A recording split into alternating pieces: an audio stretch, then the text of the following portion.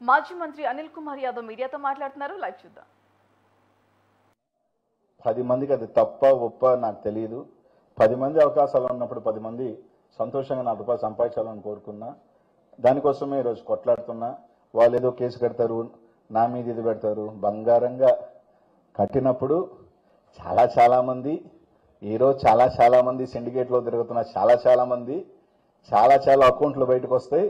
చాలా ట్రాన్సాక్షన్స్ బయటకు రావచ్చు. అందరూ అతిథులు కాదు.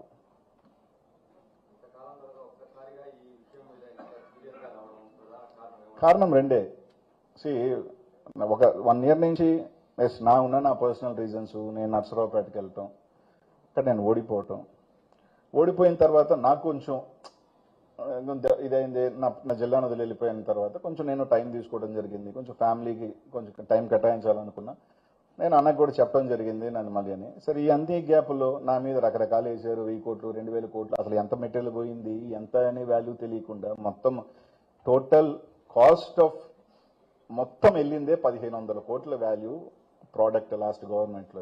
ఆ మొత్తం అనిల్కే చిజోబిలోనే ఇచ్చేసారన్నారు. రకరకాలు రాసుకున్నా నాకేమి ఇదేం కాదు.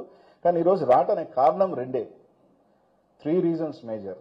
ఒకటి, ఇన్ని లీగల్ మైన్స్ రాజా గారి దగ్గర నుంచి, జింపెక్స్ దగ్గర నుంచి ఎంతో మంది 10 నెలల నుంచి వాళ్ళు తిరగని చోటు లేదు, ఎక్కని కోర్టు లేదు. ఇంతమంది జరుగుతుంటే దానికి సంబంధించి కొన్ని వేల మంది రోడ్ల మీద పడి ఇబ్బంది పడుతుంటే నేను అడిగేది కాదు, మీరు వెళ్ళి ఇంటర్వ్యూలు తీసుకోండి.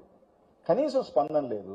పెద్ద మనిషి ముసుగుల్లో వీళ్ళు మాత్రం సత్యహరిశ్చంద్రులాగా యథేచ్ఛగా ఈ విధంగా దోపిడీ చేస్తూ ఉంటే మేము మాట్లాడకుండా ఉంటే ఇది ఎంతవరకు కరెక్ట్? ప్లస్ మా నాయకుల మీద పెట్టిన కేసు ఇదేంది? ఇది అదేంది అంటున్నా. మీరు ఓపెన్ చేసిన మైన్లు ఎవరి ఫైన్లు ఉన్న మైన్లు ఓపెన్ చేశారు, ఫైన్ లేని మైన్ల మీద ఓపెన్ చేయాల. అది బలివెంత కదా. కోట్ల రూపాయలు ఫైన్లు కలెక్ట్ చేయకుండా వాళ్ళ మైన్లు ఓపెన్ చేశారు. ఫైన్ లేని మైన్లు మాత్రం ఈ రోజుకి ఓపెన్ చేయాల.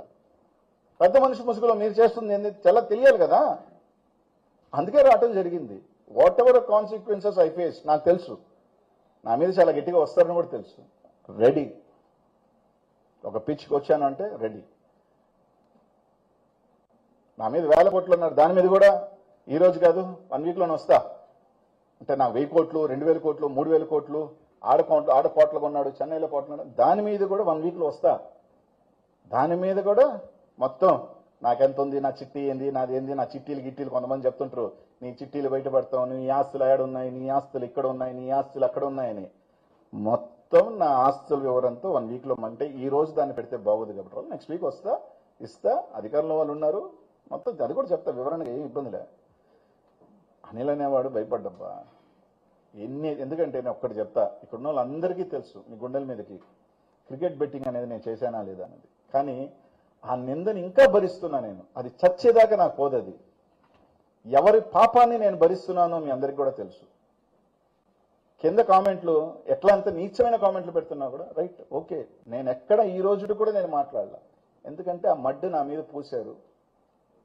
నేను అందరినీ ప్లీజ్ చేయలేను, అందరికీ ఇది నేను ఒప్పించలేను. అందరూ నమ్మాల్సిన బాధ్యత కూడా ఎవరికి అవసరం లేదు. నా అనుకున్న వాళ్ళు నమ్ముతారు, నా కాదనుకున్న వాళ్ళు వ్యతిరేకిస్తారని కాదు. కానీ అది చచ్చేదాకా నేను చేయని పాపం, అట్లాంటి నీచమైన దరిద్రాన్ని నేను మోసుకుంటున్నా. అంతకన్నా ఏం కాదు కదా. ఇంతకన్నా నేను నిందపోసేది ఏం లేదు కదా.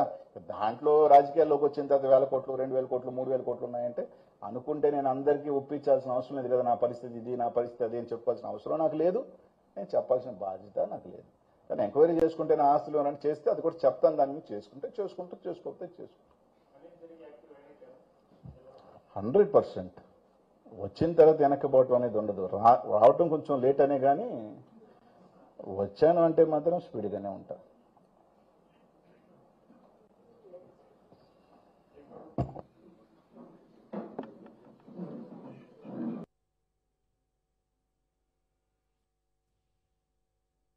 Presenting model list.